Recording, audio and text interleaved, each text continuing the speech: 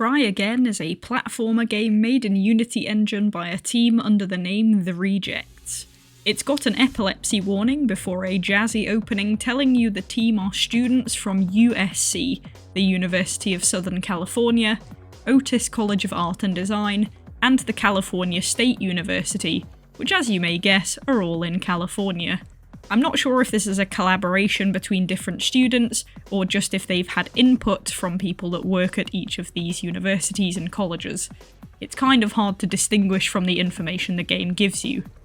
In this game you play as Benny, a test dummy for the game created by the designer, whose name is Sophie. You find this out in the intro sequence, a voice-acted cutscene where Sophie gets a call from her game producer who's visiting the next day unexpectedly, causing Benny to get kicked out of bed into action to test the game build so it's suitable to be shown to the producer. The first segment of the game acts as a tutorial. In the game settings on the main menu, there's an interface option which has subtitles, language between English and Chinese I believe, and 2 toggle options for in-game tutorials and pop-up windows. In the controls section beneath it, you just get told, just play the game, it's on the wall. The keen-eyed of you may notice as the tutorial runs that there is nothing on the wall. This is because there's a catch the game doesn't mention. The tutorial instructions will only appear on the wall if you have the in-game tutorial option toggled on. Up to a point I managed to free play figure out the controls, but I hit a barricade and was looking for a crouch option, but nothing I pressed would do the job. Instead I had to go back to the settings and turn the tutorial on to get the instruction. There was another section with a wall jump ability where you're under time pressure to perform it before you get smacked down by crates, and I died a few times before I had to resort to the tutorial. My advice to counter this would be to have the in-game tutorial option already toggled on as a default. The fact that it's turned off when you enter the settings gives an implication that it isn't really needed, but for a first run if it's not turned on, you turn the first section into a button poking exercise. Alternatively, just don't make it toggleable. The tutorial instructions are not invasive, so even if you know the controls, seeing them there makes very little difference. And if you're going to write that they're on the wall in the controls section, you might as well already have them there. There are a mix of mechanics in the tutorial. You can run and jump, vault, which the animation varies for depending on when you jump and which side of an object you interact with. You can wall jump, as said with the crates, but this isn't too reliable of an ability. If you jump at the wall, it doesn't always detect it. Sometimes you have to land first and then jump again for it to respond. Plus it jumps you backwards, so if you're still holding right it won't interact as intended and you may get squashed. Your other abilities include swinging from poles to jump, and wall running, which has a limit as you slip down the wall the longer you use it. It's a small handful of abilities but is applied well to various challenges through the route, such as conveyor belts with objects blocking and moving laser grids. There are various hazards such as electricity and holes to fall into to challenge you as you go along as well. In places the game time pressures you with chase sequences, and these can be pretty unforgiving. If you make one slip up, you usually don't manage to successfully complete it, so you have to get it bang on. This is doable, though it can be sabotaged by the previously mentioned wall jump direction, and sometimes with the pole swing it stops you and then gets you to jump, rather than flowing as a whole movement. It can be a bit frustrating to experience this, but it's not critical and you can succeed at these areas with a couple of reattempts. The game is a short stint at about 20 minutes.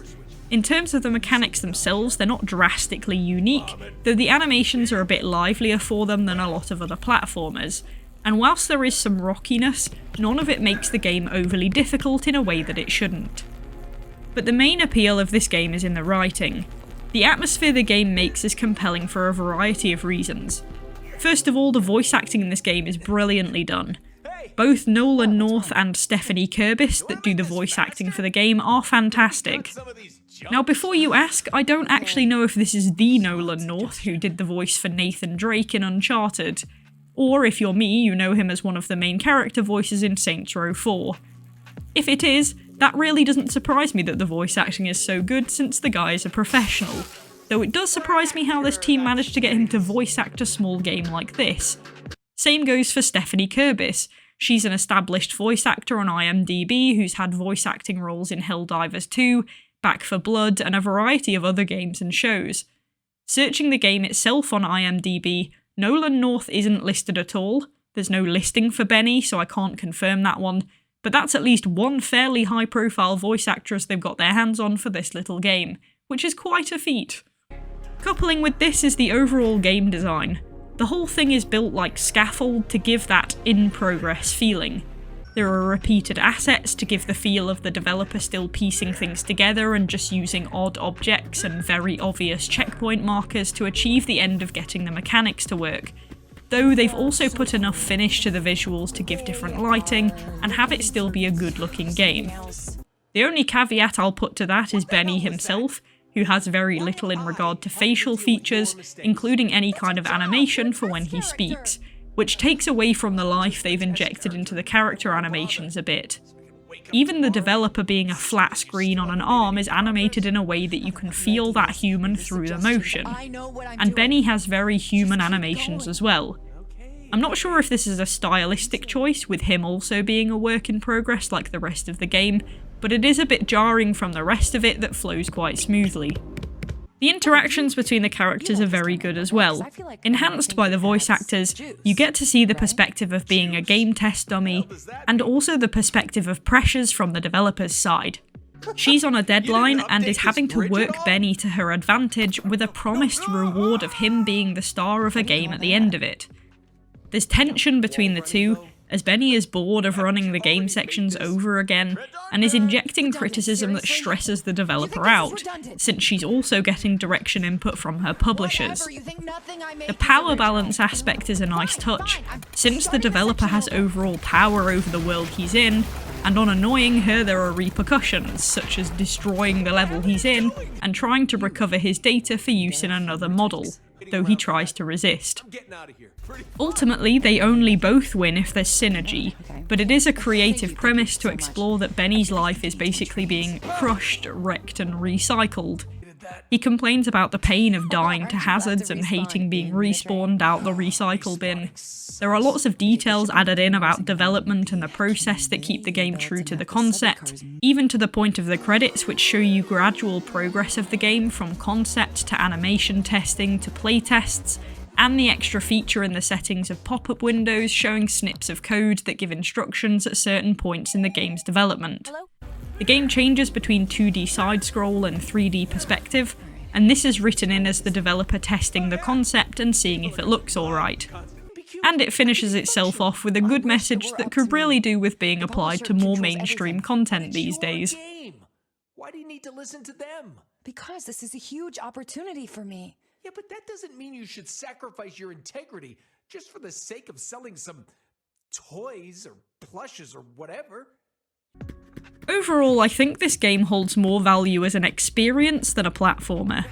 Not to say the platforming isn't good, there's a good mix of mechanics, the time pressure takes some skill for you to time the mechanics properly, and out with a bit of jank, it's all stable and functional. But as said, it's short, and a lot of the experience is just running, jumping and sliding, which overall doesn't take a ton of brain function. If you're looking for a challenging platformer, this might not be your bag due to the short length and simplicity.